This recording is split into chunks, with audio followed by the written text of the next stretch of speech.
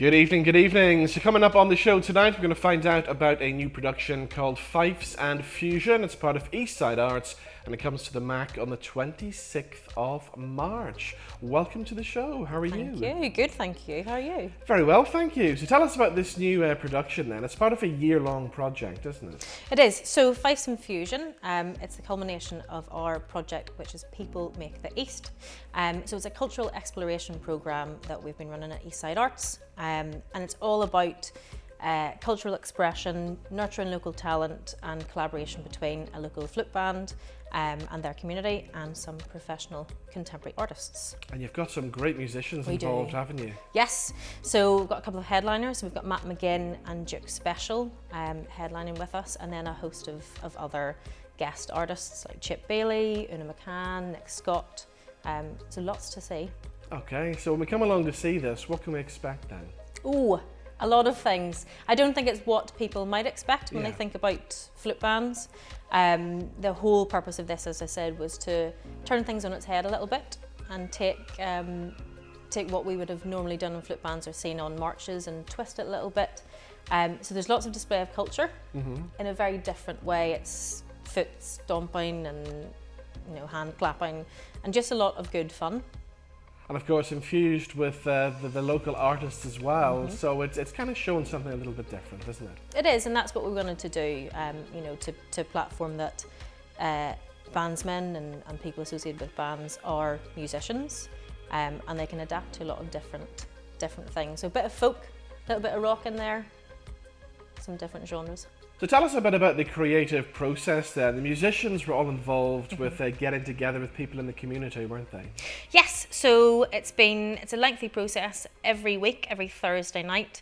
And Matt McGinn, Chip Bailey and Una McCann have been working really, really closely with, I think, about 25 of the bandsmen from the Gertrude Star, but also a brand new women's choir that has been created to bring in female voice, so that's partners and friends and family.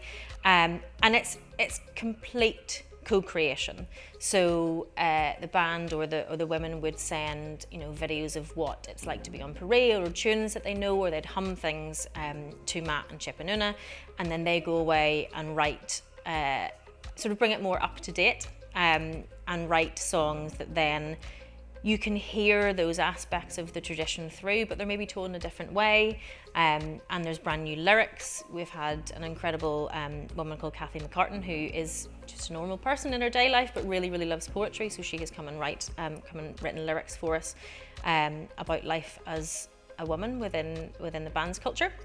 So it has been really, really close collaboration. I think one of the things that's been lovely to witness is just those relationships and how they've developed, and the rehearsals are so much fun to be in, and just to witness how they interact with each other and see that sort of camaraderie develop. So it's been a brand new process, I think, for a lot of those involved. I think about 70%, especially of the women, have never sung before or never been part of a choir. So it's been a wonderful process of trialing new things and adding things, and definitely that co-collaboration to create something that might not have ever been performed before. And throughout the whole process, they've managed to come up with about 10 new songs, haven't they? Yeah, so about 10 new songs, again, all based on whether that's their heritage or culture or the history of the band or history of marching culture, or what it's like to be a woman watching the band's parade. But 10 new really good tracks, and if you're not from that culture or you don't know anything about marches, they're still really, really good to listen to, really catchy. So, people who go to the gig can't blame us for humming them for about the 2 months after they go and see it. But yeah, some really, really strong tracks have come out of that. All right, okay. So is this part of other work that you have ongoing at the moment then? So we, as part of EastSide Arts, we obviously have the annual EastSide Arts Festival, but our programme runs year round. So my role focuses on our community engagement work. And over the past sort of year, we have been exploring our local heritage and our local culture. We commissioned a new piece by Rosemary Jenkinson called Billy Boy, which is all about young men's experiences on bonfires. So it's continuous work that we're wanting to do just to connect with the local people of East Belfast and give a chance, I suppose, to platform the stories and modern stories of East Belfast. We hear a lot about, you know, the rope works and ships and things, but what's going on at the minute, and just being able to nurture that creativity so people have a chance to express themselves or get involved in the arts. I mean, you think about some of the people who have come from East Belfast, we tend to forget about them as well. And I'm thinking the number of musicians, when you really think about it, East Belfast has produced some fantastic musicians. It has, and it continues to do so. I think one of the things that we're really keen to do is nurture from whatever age that may be, and we've worked in the past with the OES Centre on their programmes to nurture young people from East Belfast. There's a whole host of talent, and it's often undiscovered, perhaps because of the area or people's perceptions with what people are like if they live in East Belfast. But it's a pretty vibrant place if you're there for enough time.